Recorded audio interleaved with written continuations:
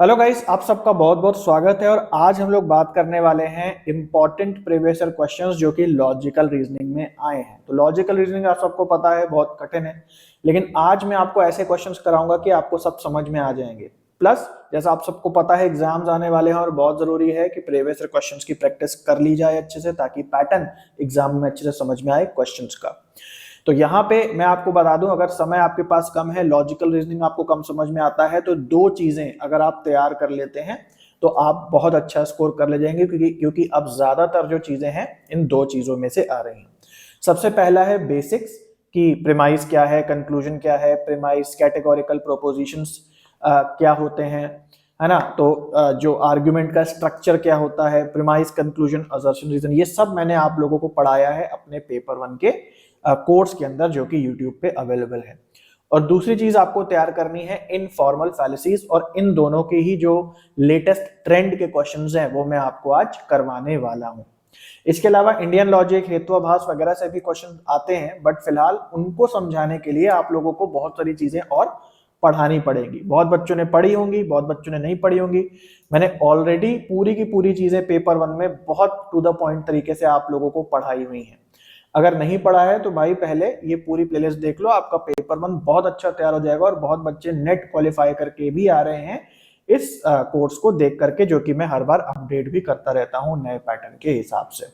ठीक है, तो चलिए गाइस आगे बढ़ते हैं और आज हम लॉजिकल रीजनिंग के most expected previous year questions देख लेते हैं। इसके अलावा जो मेरा जो चैनल है उस पर मैं न्यू टॉपिक्स डालता हूं, जो भी लेटेस्ट टॉपिक्स आते हैं वो डालता रहता हूं, और प्रीवियस ईयर क्वेश्चंस भी कराता रहता हूं। तो अगर आप केवल प्रीवियस ईयर क्वेश्चन की प्रैक्टिस पे समय फोकस कर रहे हैं तो ये पूरी प्लेलिस्ट मेरे होम पेज पे है, और यहाँ पे ढेर सारे क्वेश्चंस मैंने प्रैक्टिस करवाए हुए हैं विद एक्सप्लेनेशन। तो अगर आप उनको भी एक बार देख लोगे तो आपकी बहुत अच्छी प्रैक्टिस जो है एग्जाम से पहले हो जाएगी, है ना। इसके अलावा टेलीग्राम पे भी प्रीवियस ईयर क्वेश्चन पे बेस्ड टेस्ट चलते रहते हैं, तो उनको भी आप ज्वाइन कर सकते हो, वो आपको काफी फायदा करेंगे। प्लस हमारी ऐप पे पेड सर्विस भी अवेलेबल है, जिसमें आप अलग अलग सेक्शन के questions as a test series के फॉर्म में लगा सकते हो। तो इसके बारे में हम लोग वीडियो के एंड में बात करेंगे। तो चलिए गाइस आगे बढ़ते हैं और लॉजिकल रीजनिंग के कुछ मोस्ट इंपॉर्टेंट क्वेश्चंस देख लेते हैं। सो गाइस ये क्वेश्चन ध्यान से देखिए, बहुत ही ज्यादा इंपॉर्टेंट क्वेश्चन है, और लॉजिकल रीजनिंग में फैलेसीज से क्वेश्चन लिया गया है सितंबर 2024 से। और फैलेसीज के क्वेश्चंस हो गए, ये बहुत प्रैक्टिकल क्वेश्चंस आते हैं, पूरी कहानी आपको पढ़नी पड़ेगी और उसके बाद आपको समझना है आखिर कौन सी फैलेसी इस लॉजिक में हो रही है। तो यहां लिखा है which informal fallacy is committed in the following statement. Famous actor Jimmy Packer has said in an interview that astrology is a real science. तो कोई एक्टर है जिमी पैकर, और वो अपने एक इंटरव्यू में कहता है कि भाई जो एस्ट्रोलॉजी है वो क्या है, वो रियल साइंस है, असली विज्ञान है, वास्तविक विज्ञान है। Therefore, scientists now must acknowledge that astrology is actually a science। और इसीलिए अब साइंटिस्ट को जो है एक्नॉलेज करना चाहिए अब, क्योंकि इस जिमी पैकर ने भी कह दिया है अपने इंटरव्यू में कि भाई रियल साइंस है। इसलिए मुझे लगता है कि अब साइंटिस्ट को भी एक्नॉलेज करना चाहिए, उन्हें भी मान लेना चाहिए कि एस्ट्रोलॉजी एक रियल साइंस है। तो इस आर्गुमेंट में कौन सी फैलेसी है? तो इस आर्गुमेंट में जो फैलेसी है वो है option number 1, appeal to inappropriate authority. तो भाई ये एक एक्टर है, फेमस एक्टर है, और एक्टर साइंस की बात अगर करे तो उसे हम अप्रूव नहीं कर सकते, है ना। तो इसीलिए यहाँ पे क्या लिखा है, इनएप्रोप्रिएट अथॉरिटी। माना हमसे बहुत ऊपर है, फेमस एक्टर है, लेकिन इनएप्रोप्रिएट अथॉरिटी है, मतलब कि वो अब साइंस पे अथॉरिटी नहीं कर सकता है। एक्टिंग के बारे में कुछ बोले तो हम फिर भी मान सकते हैं कि हाँ भाई इतना बड़ा एक्टर कह रहा है एक्टिंग के बारे में, फेमस होने के बारे में, है ना, अपने जो एंजाइटी है उसको भीड़ में मैनेज करने के बारे में कुछ बता रहा है, तो उसमें कोई सच्चाई हो सकती है। लेकिन एक्टर अगर साइंस के बारे में बता रहा है तो बिल्कुल भी इसका मतलब नहीं है कि अब साइंटिस्ट को भी एक्नॉलेज कर लेना चाहिए, है ना। हालांकि इस आर्गुमेंट का ये मतलब नहीं है कि अगर हम ये कह रहे हैं कि एस्ट्रोलॉजी रियल साइंस है, ये बात झूठ है, तो इसका ये मतलब नहीं कि एस्ट्रोलॉजी एक फेक साइंस है, उसकी बात ही नहीं हो रही यहाँ पे। यहाँ बस ये बात हो रही है कि एक एक्टर के एस्ट्रोलॉजी को रियल साइंस मान लेने से ये प्रूव नहीं हो जाएगा कि ये वाकई एक रियल साइंस है। आई होप आप समझ गए। तो सही ऑप्शन नंबर 1 सही आंसर है। सो गाइस ये क्वेश्चन देखते हैं, काफी इंटरेस्टिंग है। अगस्त 2024 का ये क्वेश्चन है, और अगेन इनफॉर्मल फैलेसी से है तो आपको पूरा प्रैक्टिकल पढ़ना पड़ेगा और उसके बाद ही आपको समझ में आएगा कि सही जवाब क्या होगा। तो यह लिखा है either the people of the third world are forcibly sterilised or the world population will explode and we will all die. क्या लिखा है, या तो थर्ड वर्ल्ड के जो लोग हैं उन्हें जबरदस्ती पकड़ के उनकी नसबंदी कर दी जाए, और या फिर क्या होगा कि ये दुनिया में जो है पॉपुलेशन बहुत बढ़ जाएगी और वी विल ऑल डाई, और हम सबकी मृत्यु हो जाएगी। तो क्या कह रहा है कि दो रास्ते दे रहा है यहाँ पे कि भाई या तो जो थर्ड वर्ल्ड के जो सिटीजन्स हैं उनकी नसबंदी कर दी जाए, और नहीं की गई तो क्या होगा, हम मर जाएंगे। We certainly do not want to die, और हम निश्चित रूप से मरना तो चाहते नहीं है। So we should forcibly sterilise the people of the third world. तो इसलिए हमें जबरन जो तीसरे दुनिया के जो लोग हैं, तृतीय विश्व के जो लोग हैं, उन्हें जबरदस्ती स्टेरलाइज करें, उनकी नसबंदी करें। यही ऑप्शन हमारे पास अब बचता है। Which amorphous logic flaw is there in the above statement? तो कौन सी लॉजिकल फैलेसी इस स्टेटमेंट में है? तो सही जवाब है यहाँ पे फॉल्स डिकोटोमी। फॉल्स डिकोटोमी का मतलब है कि जब आपको लगता है कि आपके पास दो ही चॉइसेस हैं, उसके अलावा तीसरी कोई चॉइस नहीं है, तो इसको हम कहते हैं फॉल्स डिकोटोमी, है ना, कि झूठा द्विभाजन। कि आपको लग रहा है दो ही ऑप्शन है, लेकिन अगर आप थोड़ा और दिमाग लगाएं तो दो से ज्यादा भी ऑप्शन हो सकते हैं। जैसे मान लीजिए अगर एक पार्टी है बी और एक पॉलिटिकल पार्टी है सी, कोई व्यक्ति कहता है कि मैं बी पार्टी से नफरत करता हूं, तो लोग उसको कमेंट करते हैं कि अच्छा तुम सी पार्टी से बिलोंग करते हो। क्यों? क्योंकि लोगों के भी माइंड में क्या है, एक फॉल्स डिकोटमी है कि लोगों को लगता है कि अगर कोई व्यक्ति इस पार्टी को नहीं फेवर करता है तो मतलब ये जरूरी है, मतलब ये नेसेसरी हो जाता है कि वो व्यक्ति सी पार्टी को फेवर करता होगा। जबकि सच ये है कि एक तीसरी भी चॉइस हो सकती है कि कोई व्यक्ति किसी भी पॉलिटिकल पार्टी को फेवर ना करता हो। बट हमारे दिमाग में कभी कभी फॉल्स डिकोटमी आ जाती है कि एक को मनाही करने पे दूसरे को लगता है कि दूसरे का फेवर है, या एक को फेवर करने पे लगता है दूसरे की मनाही है। तो ये चीज लॉजिकल फैलेसी में आती है। आई होप आपको समझ में आ गया, इसलिए आंसर 3 सही। सो गाइस, ये क्वेश्चन ध्यान से देखिए, काफी इंटरेस्टिंग है। अगस्त 2024 का ये क्वेश्चन है और बहुत बेसिक से ये क्वेश्चन आया है। ज्यादातर क्वेश्चंस बेसिक से बन रहे हैं, और बेसिक्स में भी आपको ऐसा नहीं कि रटा रटाए पैटर्न पे क्वेश्चन आ रहे हैं, पूरा पढ़ना पड़ेगा और फिर आपको समझना पड़ेगा। अगर आपके बेसिक्स क्लियर हैं तो आप आराम से कर लेंगे।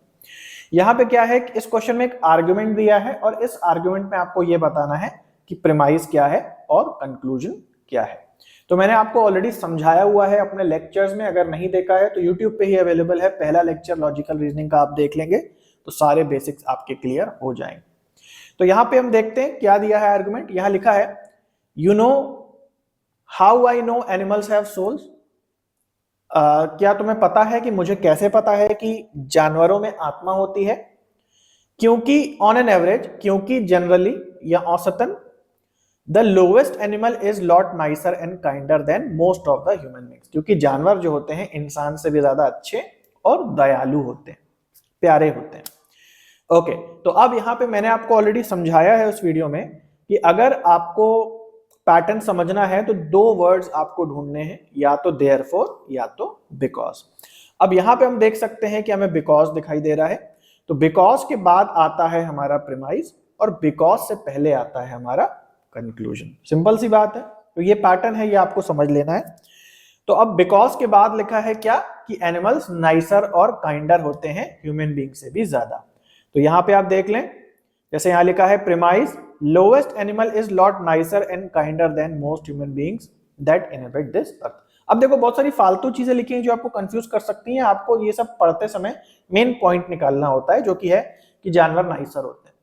तो प्रीमाइस ये हो जाएगा बिकॉज के बाद, क्योंकि लिखा है कि जानवर नाइसर होते हैं, और पहले क्या लिखा है, जानवरों में सोल होती है। तो कंक्लूजन क्या आएगा, एनिमल्स हैव सोल, है ना। तो ये पैटर्न अगर आप समझ लेंगे बिकॉज या देयरफॉर निकाल करके, तो आपको आसान हो जाएगा। मैंने ऑलरेडी आपको यूट्यूब पे भी ये चीज पढ़ाई हुई है। तो सही जवाब हो जाएगा तीसरा, ए और ई।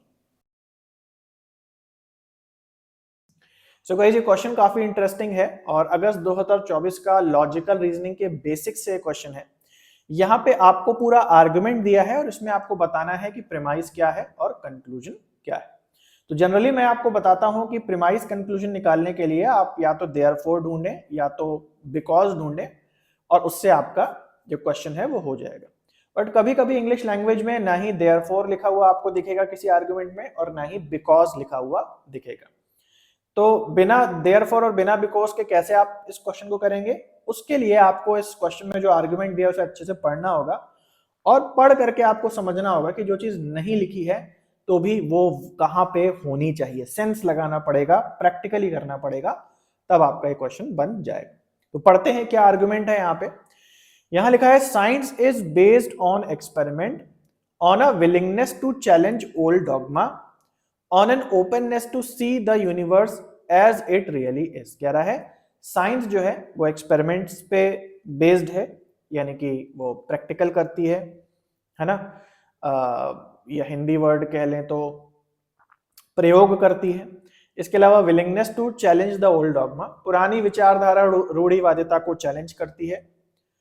Openness to see the universe at as it really is, और थोड़ा ओपनली सोचती है साइंस और इस दुनिया को वैसे देखती है जैसे ये वाकई है। अकॉर्डिंगली, और इसीलिए या इसी हिसाब से, science sometimes requires courage, at the very least the courage to question the conventional wisdom. तो इसीलिए साइंस क्या कर रही है, अकॉर्डिंगली, इसके हिसाब से जो हमने पहले बोला उसके अकॉर्डिंग साइंस कभी कभी साइंस को कभी कभी करेज यानी कि जो है साहस की जरूरत होती है, ताकि जो कन्वेंशनल विजडम है, जो रूढ़िवादी जो बुद्धिमत्ता है, जो पहले से कुछ बातें चली आ रही हैं, उसे चैलेंज करने का करेज साइंस को चाहिए होता है। अब देखो, अगर आप लिटरली ढूंढोगे कि यहाँ पे देयरफॉर या इसलिए कहाँ लिखा है या फिर बिकॉज, तो कहीं नहीं लिखा है। बट जैसा आपने देखा कि जब मैं इसे हिंदी में ट्रांसलेट भी कर रहा था तो अकॉर्डिंगली की जगह मैं इसलिए बोल दे रहा था। मतलब सेंस हमें देखना है, हमें लिटरली वर्ड को नहीं ढूंढना है। तो अकॉर्डिंगली का मतलब है कि जो पहले दिया है उसके हिसाब से, यानी कि इसलिए, उसका वही मतलब है इसलिए। इसलिए देखो हिंदी में भी ट्रांसलेट हुआ है तो यहाँ पे इसलिए लिखा हुआ है। तो अब जरूरी नहीं कि देयरफॉर ही लिखा हो, दैट इज वाई ही लिखा हो।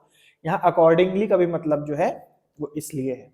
ये बात है, ओल्ड डॉगमा को साइंस चैलेंज करता है और इसलिए साइंस को करेज की जरूरत है। तो शॉर्ट में ये बोल सकते हैं कि साइंस एक्सपेरिमेंट्स करता है, इसलिए साइंस को करेज की जरूरत है पुरानी बातों को झुटलाने के लिए, है ना। तो आई आपको समझ में आ गया, अकॉर्डिंगली के बाद जो लिखा है वो कंक्लूजन हो जाएगा, पहले जो लिखा है वो प्रीमाइस हो जाएगा।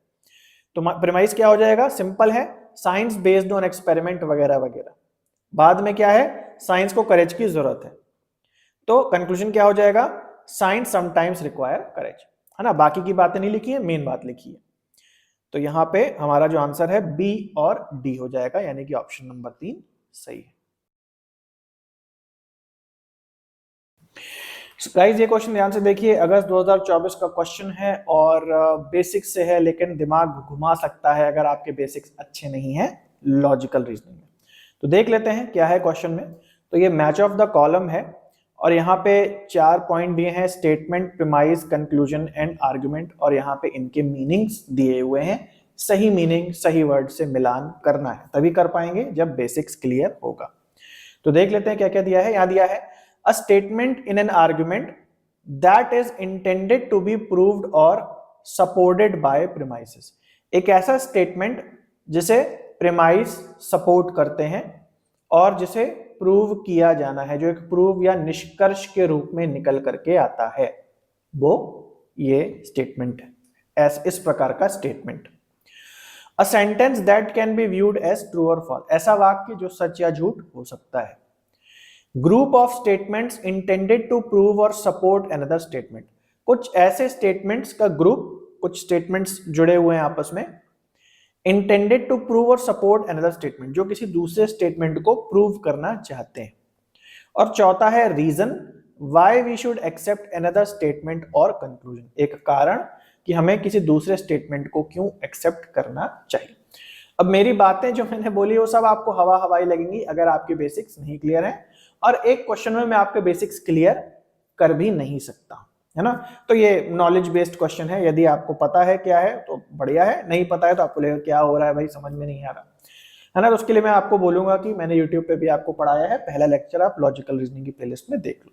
काफी बच्चे कहते हैं आपके लेक्चर तो ये बहुत पुराना डला हुआ है, तो क्या ये आज भी रिलेवेंट है? हाँ भैया, आज भी रिलेवेंट है, सिलेबस चेंज नहीं होता है, टॉपिक आते जाते रहते हैं, लेकिन जो कोर टॉपिक है वो वही रहते हैं, और बेस्ट से बेस्ट तरीके से, टू द पॉइंट तरीके से मैंने आपको ऑलरेडी पढ़ा दिया है। खैर, क्वेश्चन पे वापस आते हैं। तो सबसे इजी जो समझने में है वो है ट्रू फॉल्स। तो अगर आपने मेरे से पढ़ा है तो आपको पता है कि जो एक स्टेटमेंट या प्रोपोजिशन होता है वो ट्रू या फॉल्स होता है, यानी ए का सेकंड होना चाहिए, और उसी से दो ऑप्शन हमारे एलिमिनेट हो जाएंगे जहां ए का सेकंड नहीं दिया हुआ है। ठीक है जी, ओके। अब हम आते हैं यहां पे। अब बाकी के थोड़े कठिन है समझना, लेकिन थोड़ी कोशिश करते हैं समझने की। तो सबसे पहले फोर्थ देख लेते हैं, reason why we should accept another statement और कंक्लूजन। तो रीजन की बात कर रहे हैं, हमने एजर्शन रीजन पढ़ा है, एजर्शन और रीजन, और हमें पता है कि रीजन जो होता है प्रीमाइस होता है और असर्शन जो है वो कंक्लूजन होता है। तो जो रीजन है बेसिकली वो क्या है, वो प्रीमाइस है, यानी कि बी का 4 होना चाहिए, है ना। तो बी का जब हमने 4 कर दिया तो हमें फाइनल आंसर मिल गया। अब बाकी को वेरीफाई कर लेते हैं। तो सी का दिया है 1, कंक्लूजन का 1, स्टेटमेंट जिसे प्रूव करना है ना, तो प्रूव करना है, intended to be proved supported by its premises, यानी कि जो प्रूव करके बात निकल रही है, यानी कि जो निष्कर्ष निकल रहा है वही तो कंक्लूजन है। और डी का दिया है 3, आर्गुमेंट का दिया है 3। आर्गुमेंट क्या, ग्रुप ऑफ स्टेटमेंट्स जो कि किसी दूसरे स्टेटमेंट को प्रूव करने की कोशिश कर रहे हैं। तो आर्गुमेंट आपको पता है, एक स्टेटमेंट तो आर्गुमेंट नहीं बनाता, प्रीमाइसेस होते हैं, कंक्लूजन को प्रूव कर रहे होते हैं, सपोर्ट कर रहे होते हैं, है ना। तो सेकंड ऑप्शन सही हो जाएगा। तो ये क्वेश्चन ध्यान से देखिए, जून 2024 में ये क्वेश्चन आया है, और फैलेसीज से लॉजिकल रीजनिंग में क्वेश्चन है। आइए समझते हैं कौन सी फैलेसी इसका आंसर होगा। तो यहां एक स्टेटमेंट दिया है, स्टेटमेंट कह रहा है Tarun can not be guilty of murder since there is no way Tarun could kill someone. क्या कह रहा है, तरुण जो है वो हत्या का दोषी नहीं हो सकता क्योंकि तरुण किसी को नहीं मार सकता, है ना। सिंस का मतलब एक तरीके से बिकॉज ही है, क्योंकि। अब आप ध्यान से देखो तो पहली जो बात लिखी है कि तरुण हत्यारा नहीं हो सकता, हत्या का दोषी नहीं हो सकता, और दूसरी बात जो रीजन दे रहा है क्यों नहीं हो सकता हत्या का दोषी, क्योंकि तरुण किसी को नहीं मार सकता। तो बात तो एक ही है, हत्या का दोषी नहीं हो सकता या तरुण किसी को मार नहीं सकता।